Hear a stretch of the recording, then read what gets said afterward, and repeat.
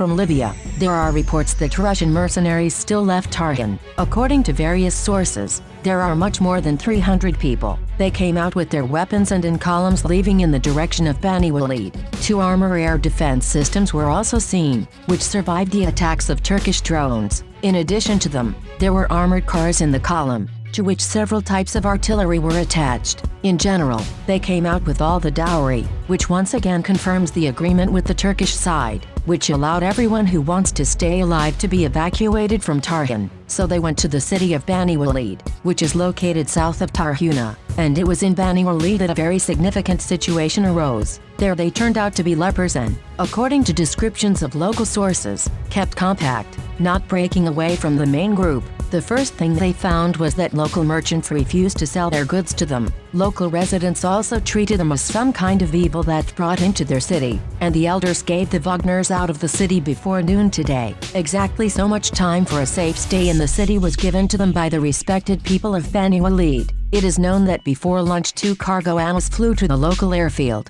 The local observers did not report the model of the aircraft, but they noticed that there was no way to pick up all Russian mercenaries with 2 aircraft. While we do not know where they were taken, to the east of Libya or further, and besides, they had equipment with them, including 2 Panzer air defense systems, and therefore it's difficult to say how all this will look.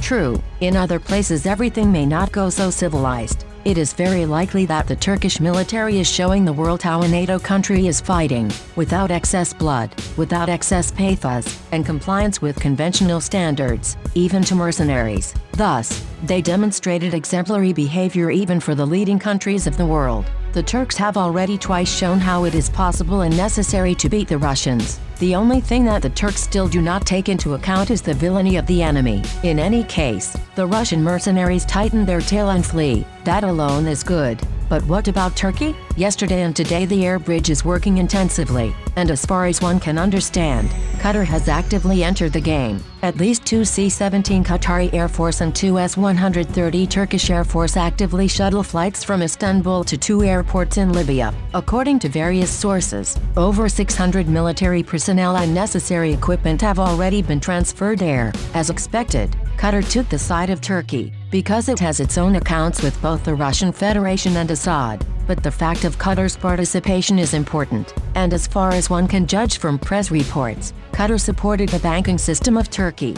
having allocated $10 billion for this purpose, and probably this is only the beginning of wider cooperation between the 2 countries. But the buildup of a grouping of troops in Libya means that the allies of the legitimate government took up the matter seriously and intend to clear Libya from Russian and other mercenaries completely. In this case, we can expect joint action to restore the economy and industry of Libya. In general, now you can see the first signs of an impending already geopolitical catastrophe for the Russian Federation. During these 3 months, Ankara showed that from the point of view of military force, if we do not take into account nuclear weapons, which Turkey also has at the Incirlik Air Base, under the nuclear exchange program with the United States, the Turkish army is technologically superior to the Russian one, and, in fact, it has now successfully solved the issues that the Russian army in Syria tried to solve.